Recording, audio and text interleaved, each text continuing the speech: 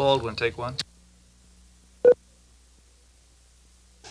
White people go around, it seems to me, with a very carefully suppressed terror of black people, a tremendous uneasiness. They don't know what the blackface hides. And they're sure it's hiding something. What it's hiding is American history. You know, what it's hiding is what white people know they have done and are doing. You know, it's what, you know, white people know very well one thing, and it's the only thing they have to know. If they know this, everything else I say is a lie. They know they would not like to be black here. They know that. Now they know that, and they're telling me lies. They're telling me and my children nothing but lies. For Baldwin, the truth is that the ghettos of his youth remain, gnawing at the spirit of those who live there. The poverty is piled high, making it even more inescapable, and making it even more inescapable how thoroughly you're despised. The high-rise slum becomes a high-crime area almost at once, because what are you going to do with all these children, really, whole families condemned forever to nothing in the richest city in the world? My best friend, a black boy, jumped off the George Washington Bridge when he was 24 and I was 22. And I was sure that I was going to be next. Just from despair, or? From despair, from rage, you know. Because you can get to a place, you know, where you're in battle so often that that's all you can do. You know, you've been beaten so hard. All you can do is your world narrows to a kind of red circle of rage. And you begin to hate everybody, which means you hate yourself. You know, and when that happens, it's over for you. Baldwin has taken that despair and rage and turned it into novels, theater, and essays. Characters drawn from his family and friends. This fall, Dial Press is publishing his 19th book, a novel called Just Above My Head, the story of a black gospel singer during the civil rights struggle.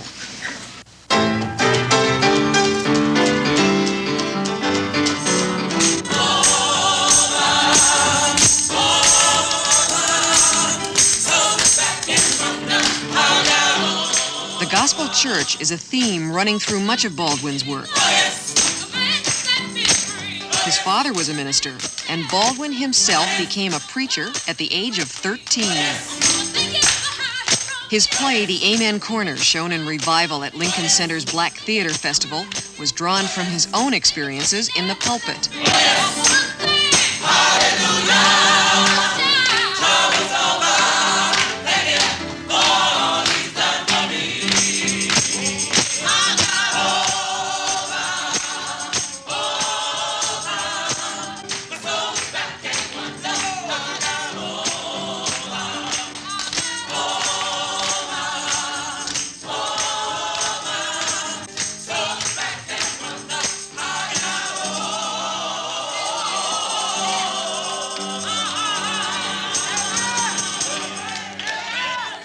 For many growing up in poverty, the church is the only consolation. When Baldwin left the church, he wanted to do more than to console. Often, Baldwin speaks to youngsters who grew up as he did, letting them know the future holds a place for them. On this day, he spoke at the Police Athletic League in Harlem. A writer might be a dancer, might be a carpenter, might be an architect, might be a junkie, might be any number of things. You think there's still a chance for today's black writer? There never was a chance for a black writer. Come, what's your name? Jeffrey. Listen, a writer, black or white, doesn't have much of a chance, right? Nobody wants a writer until he's dead. But to answer your real question, there's a greater chance for the black writer today than there ever has been. The children asked him the same question I wanted answered. Why did he move to Paris? Paris is very important to me because I was able to, I was able to take a deep breath, and I was able, this may sound a very corny way to put it, but I wanted to find out where being black ended where I began, or vice versa. I mean, that some things had happened to me because I was Jimmy, and some things had happened to me because I was black. And I wanted to find out how to get these things together, because I didn't want to spend the rest of my life going around saying, you treat me that way because I'm black. After attaining worldwide acclaim as a black writer, Baldwin wrote Giovanni's Room, an explicitly homosexual love story. His publishers in New York refused to print it for fear of alienating his newly acquired white, middle-class audience. Baldwin was furious and took the book to England for publication. You published Giovanni's Room very early on in your... I finished the book in 55. And that, to deal with homosexuality was difficult. And you already were dealing with, black writer. Mm-hmm. What made you decide to do that? Well, one can say almost that I didn't have an awful lot of choice. It was something... Giovanni's Room comes out of something which tormented and frightened me, the question of my own sexuality. I used to know when I was younger, a great many men, boys, who were so terrified that they might have a homosexual, and they might be bisexual, or they might, want to go to bed with a man. You might be able to fall in love with a man. And they were so frightened of that they could never fall in love with anybody else.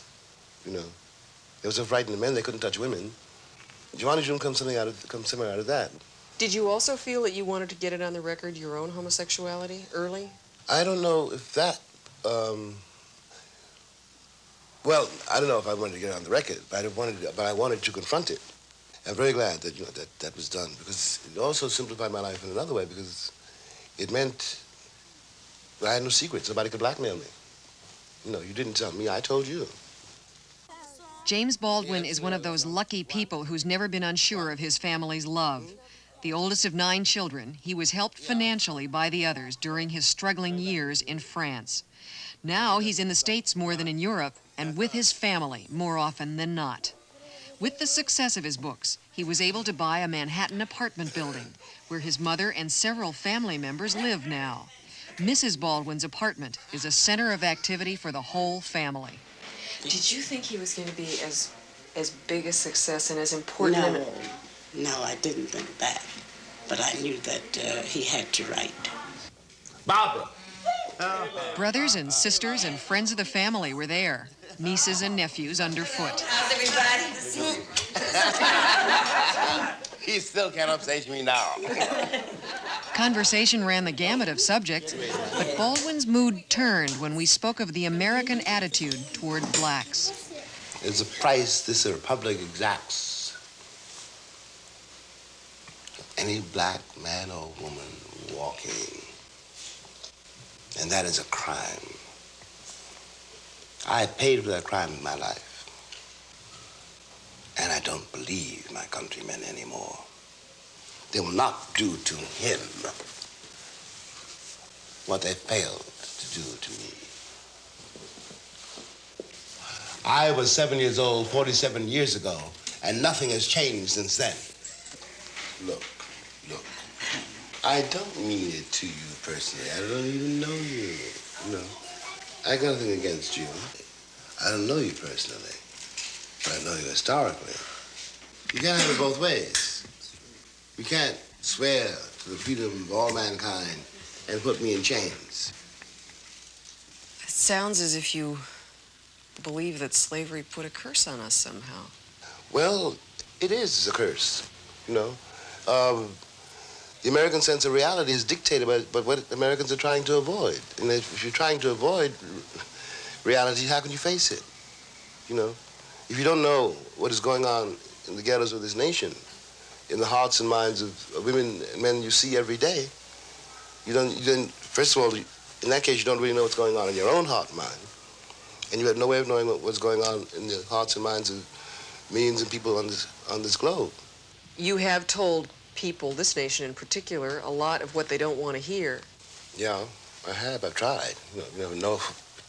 But I tried, yes, to, the song says, wake the children sleeping. you know. Wasn't supposed to be a disturber of the peace. Still preaching, huh? Yeah.